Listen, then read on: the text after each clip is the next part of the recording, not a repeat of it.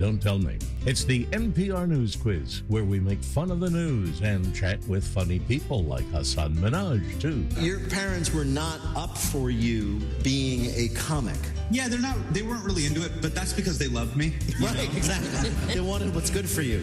Make your parents proud by staying up to date on the news with Wait, Don't Tell Me. Saturdays and Sundays at 10 a.m. on News 88.7. 7:30 GMT. This is Weekend from the BBC World Service. Still to come, reflections on an extraordinary week here in Britain as a senior member of the royal family was arrested and questioned by police. And we hear the remarkable testimony of an Epstein survivor, a woman abused by him when she was only 14. That's all here on Weekend with me, Julian Warwicker, after the world news.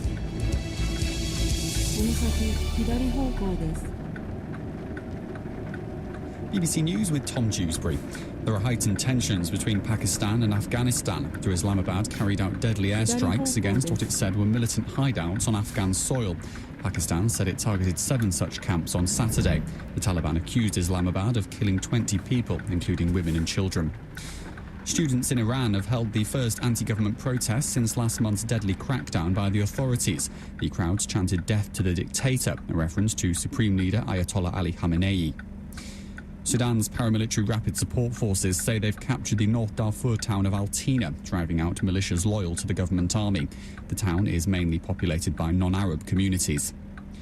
Several explosions were heard in Ukraine's capital Kiev before dawn on Sunday, with local officials saying Russia was attacking the city with ballistic missiles. Meanwhile, a police officer was killed and 15 people wounded by 2 explosions in the western city of Lviv. Brazil and India's leaders have signed a deal on rare earth and critical minerals as Delhi seeks to reduce its reliance on China for the elements. Danish forces have evacuated a crew member from a US submarine off the coast of Greenland after the sailor required urgent medical treatment. The rescue comes just as Denmark's warding off assertions by President Donald Trump that the US should control Greenland. Arab and Muslim governments have condemned remarks made by the US ambassador to Israel, Mike Huckabee. He suggested Israel would be justified in taking over vast tracts of land in the Middle East on biblical grounds. The US musician Willie Colon, best known as a celebrated pioneer of salsa music, has died at the age of 75.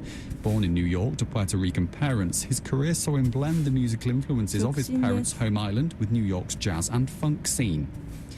And Canada and the United States are set to face off on Sunday's men's ice hockey gold medal match at the Winter Olympics in Milan Cortina, the first final between the two neighbours in 16 years. BBC World News.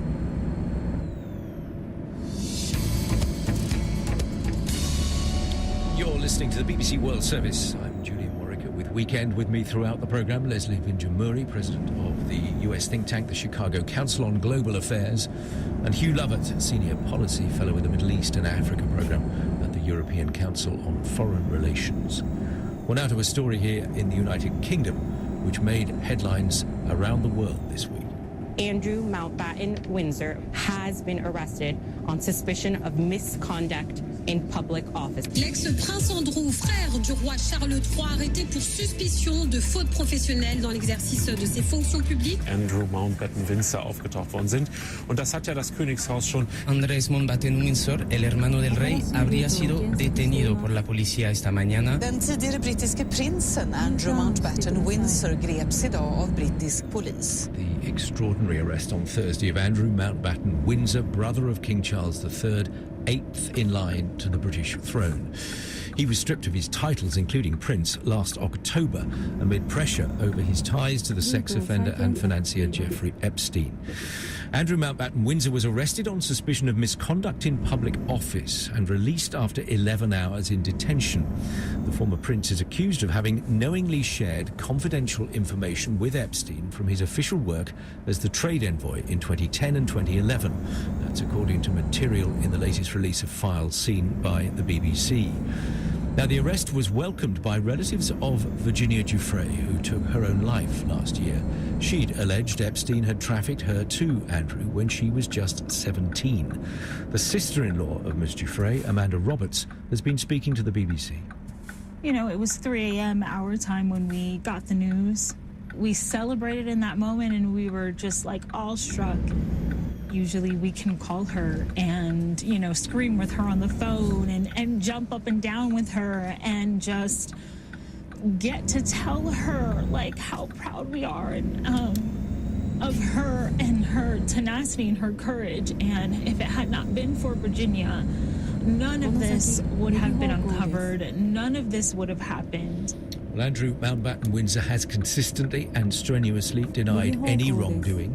The investigation might continue for weeks or months, and the UK government is now considering introducing legislation to remove him from the line of succession. As I say, he is currently 8th in line to the throne. And the historical context here, the last time a British royal was arrested was nearly 4 centuries ago in the late 1640s, when King Charles I was arrested and tried for treason, which Hugh makes it for quite a remarkable few days, doesn't it? It has, and the UK is always obsessed with the royal family and all the drama around this, but this is clearly next level stuff.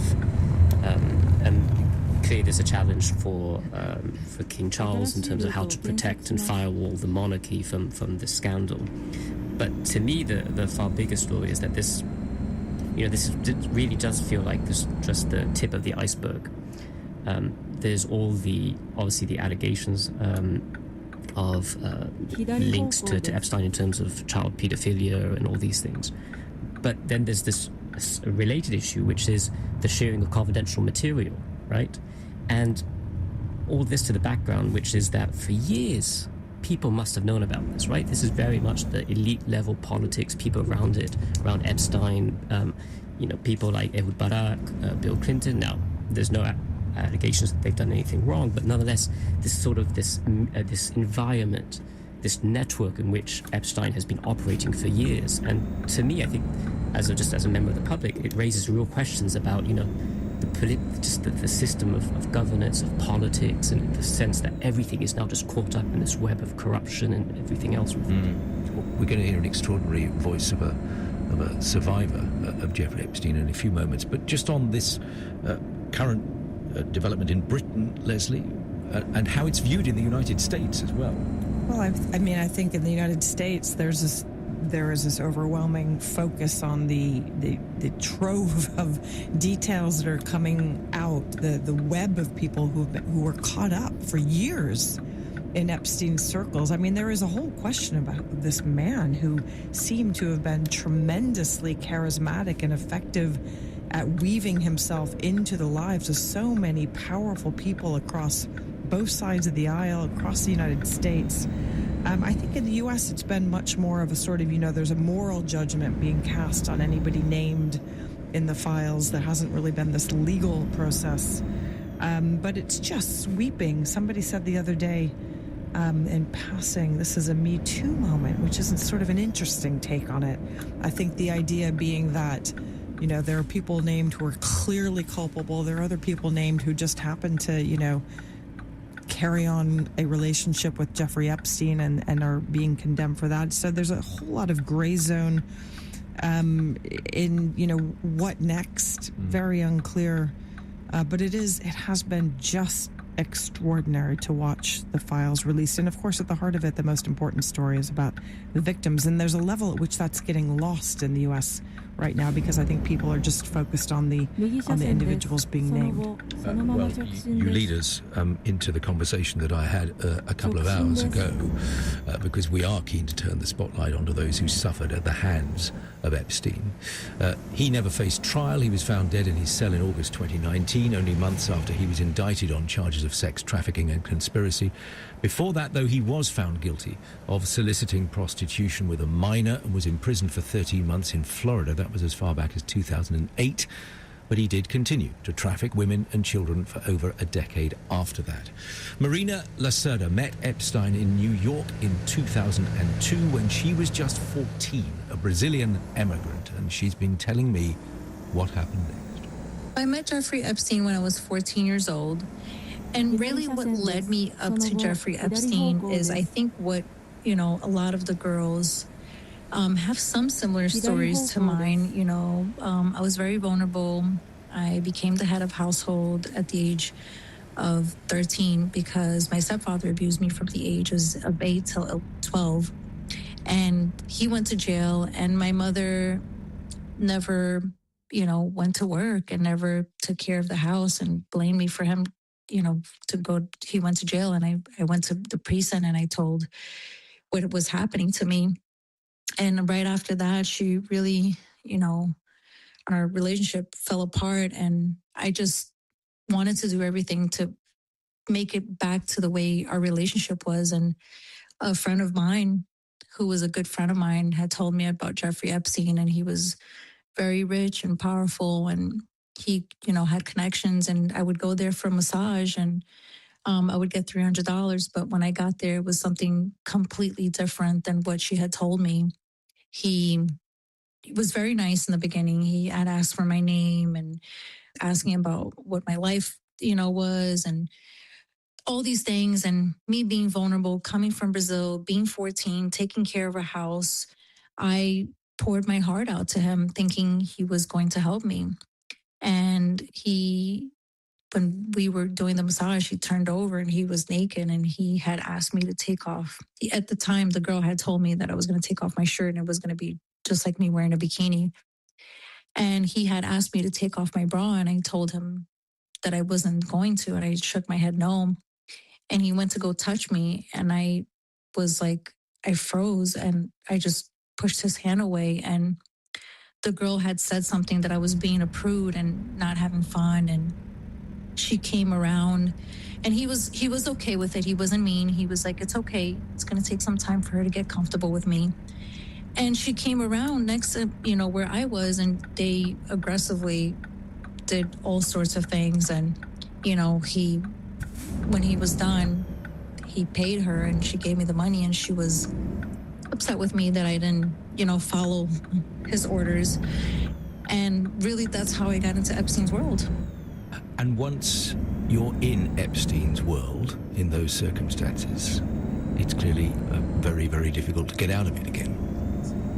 It's very difficult to get out, and it's not only because, Epstein made sure for the girls to know, the survivors, the victims at the time, that he had power over the government, he had power over the bank, he had power with prominent people, and he made sure that you knew that. And that alone is very, very scary. You don't know what this person is really capable of, especially being 14. And I think it put everybody, all the girls, in a position where they didn't know what to do except to follow his orders. Once you got into that world, and once you knew who Jeffrey Epstein was and who was around him, it was very hard to just leave. And being vulnerable, being 14 and making that, money that you don't make, I think it's very hard to just pick up and leave. I read that when you reached the age of 16 or 17, he told you were too old for him. Is that right? So when I reached the age of 17, I started to work in a coffee shop in Astoria, and I had lied to that coffee shop and told them that I was 18, because in New York you have to be 18 to serve alcohol, and that coffee shop also served alcohol. And I was making a good amount of money, but I also started to wear makeup to look a little bit older. And I really started to just really be, mature myself, because I was around people who were much older than me.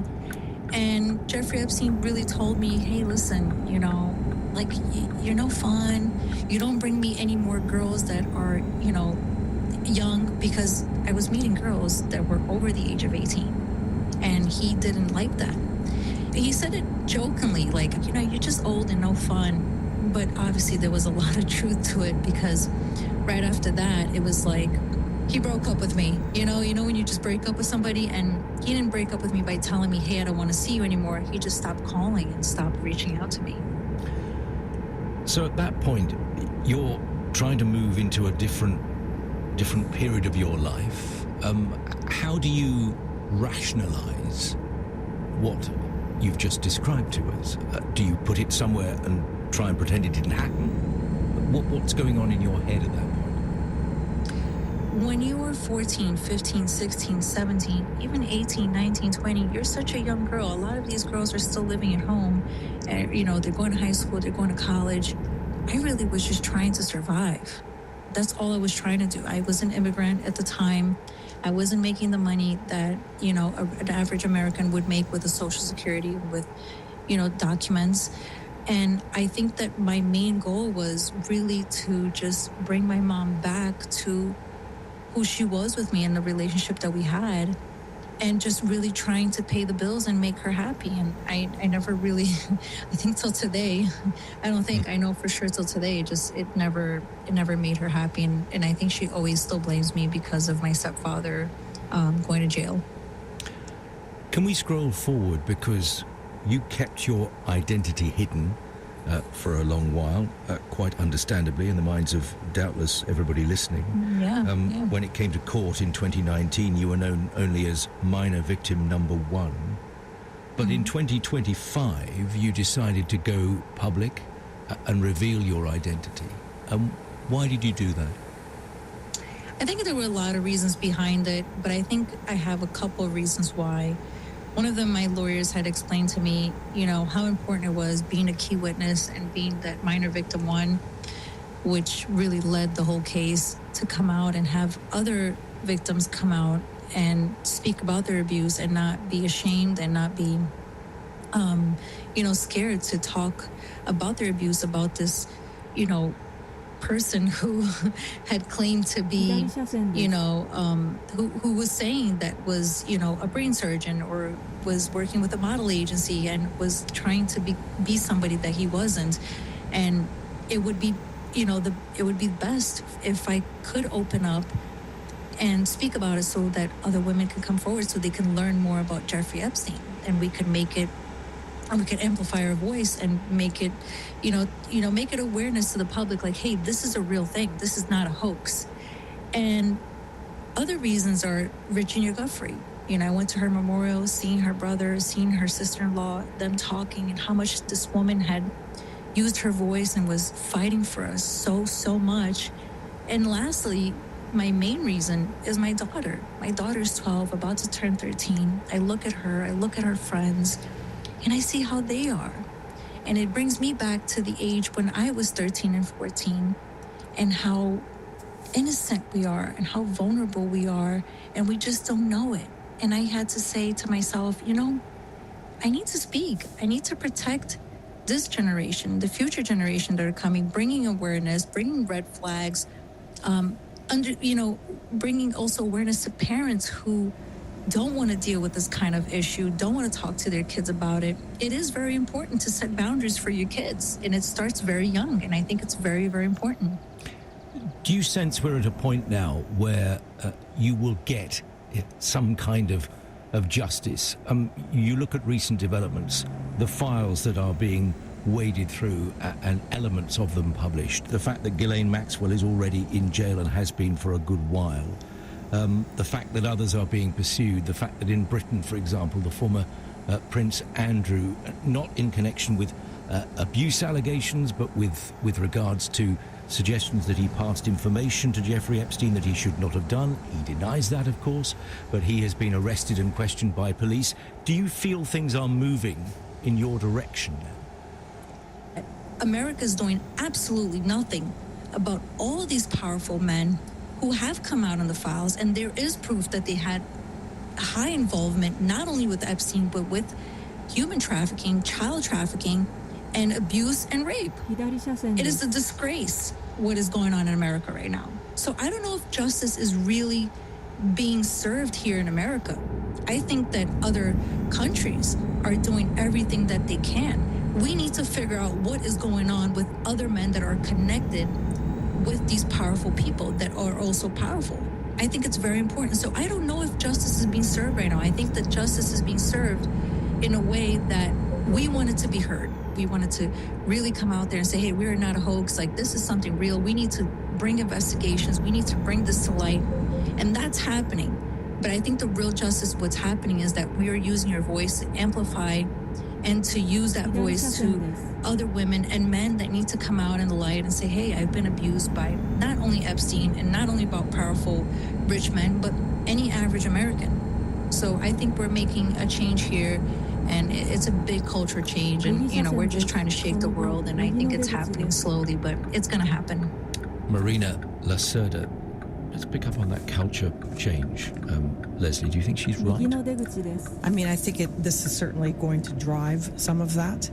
I mean, that was an extraordinary interview. One of the things that really sort of stood out to me was when she said, I realized he was connected to all these very powerful people. And it raises a very specific issue, which is that, there are a number of people have named in these files who were very prominent, very powerful, who, many of them probably weren't directly involved. But there is an informal power structure that matters to the victims, because when they see that it's not just, Jeffrey Epstein on his own, but that he's connected to all these people, that's very hard to litigate. But the impact on a victim of knowing that the perpetrator of of atrocities, of crimes against them, is liked, is connected. That is an overwhelming contribution to their their silencing. But that isn't really something that the courts or that the law is prepared, that is sort of equipped to deal with.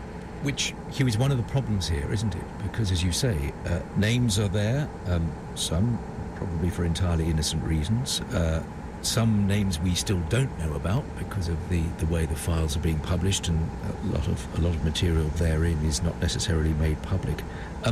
There's such a long way still to go here, isn't there? Yeah, so far still to go. Firstly, just in terms of accountability in prosecutions, right? Apart from Ghislaine Maxwell and Epstein, no one's been actually prosecuted for the sexual paedophilia aspect. Then there's also the question of the impunity in which Epstein operated. Again, so many people must have known about this at the time, and no one said anything. And it reminds me a bit in the UK, the Jimmy Savile case, that this was a high-level TV celebrity personality.